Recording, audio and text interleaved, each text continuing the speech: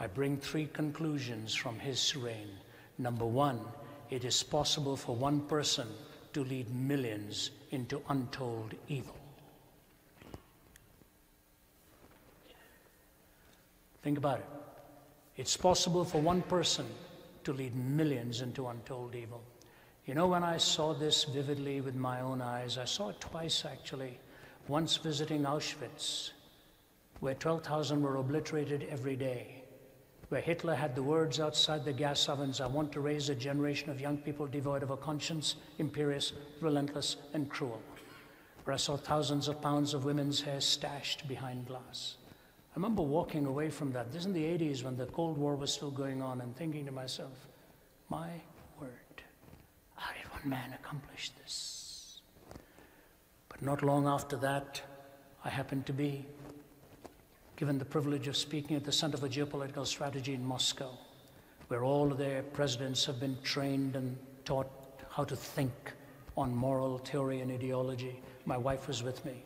I sat alone at the head of a table with her on one side and a colleague on the other, and all of the atheistic professors around in this grim-looking room with their grim faces, hostile in their questions for somewhere between 2 to 3 hours as they hurled their questions at me, and I tried to make a defense of the Christian faith. Do you know Joseph Stalin was once upon a time a seminary student? He gave up his faith in God, and with that clenched fist decided to build a nation under an atheistic belief, and killed 15 million of his own people. Malcolm Muggeridge personally told me that Svetlana Stalin personally told him that the last thing her father, Joseph Stalin, did before he breathed his last, he was lying in bed hallucinating, and the one last physical gesture of Joseph Stalin was he clenched his fist towards the heavens one more time, threw his head back on the pillow, and he was gone.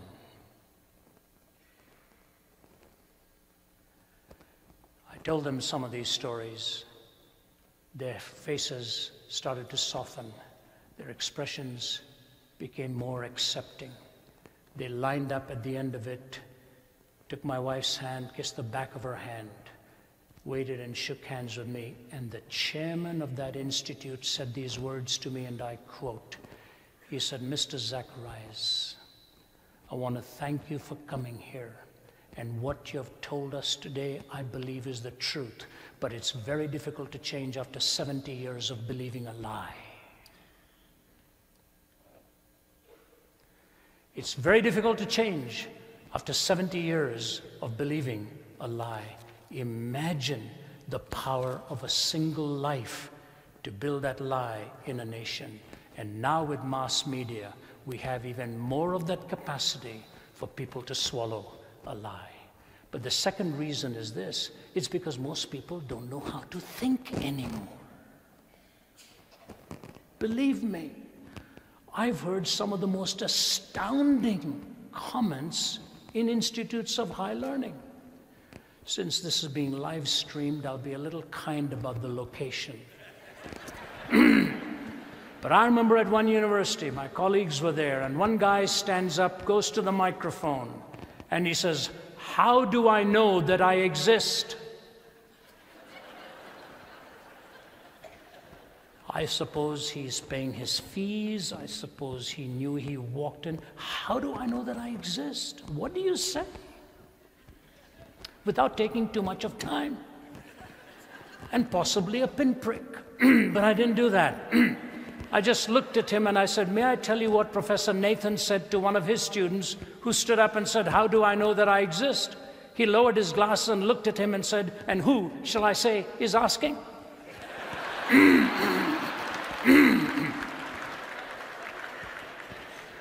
At another university, this girl goes up to the microphone, cups her hand. You know, they don't even wait for the ground rules sometimes. No, we're not masochists, but we do this kind of work. So she goes up, cups her hands, and says, "You've talked today about culture seeking coherence? Who in the world told you culture needed to be coherent? Where did you get this from? Is this not another Western idea being foisted upon us? I didn't look Western. I don't think I acted Western. But anyway, that was her question.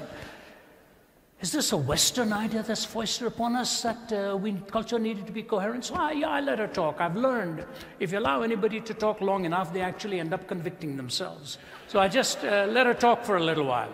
So I finally said, ma'am, I'll be very happy to answer your question if you will just answer mine, and then I'll proceed with my response to you. When I'm answering you, do you want my answer to be coherent, or may I be incoherent in responding to you? And the whole audience just burst out in applause, and I said, no. Please don't laugh. I want you to answer my question. Do you want me to be coherent, or may I be incoherent? She walked away.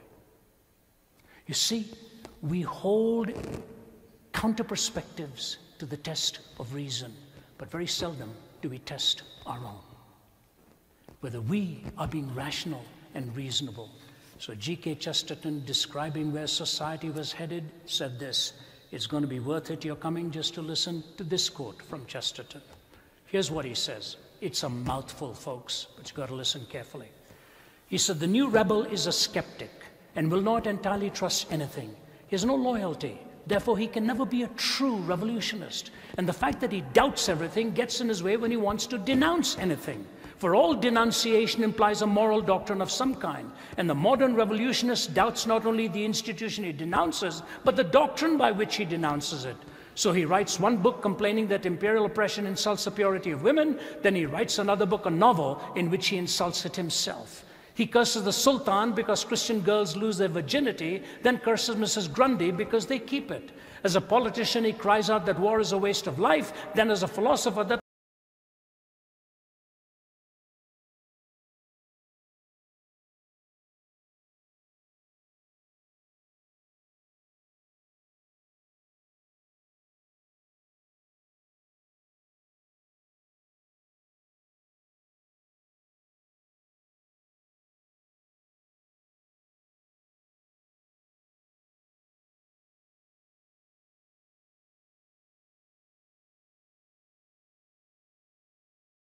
his own minds. In his book on politics, he attacks men for trampling on morality. In his book on ethics, he attacks morality for trampling on men. Therefore, the modern man in revolt has become practically useless for all purposes of revolt. By rebelling against everything, he's lost his right to rebel against anything. That's what you call systemic contradiction.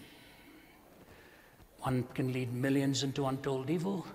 The reason they're able to do it, because most people cannot think for themselves anymore.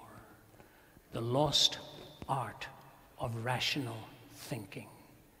And the entertainment world has played a huge part in this, in bypassing reason and coming through the back door of the imagination.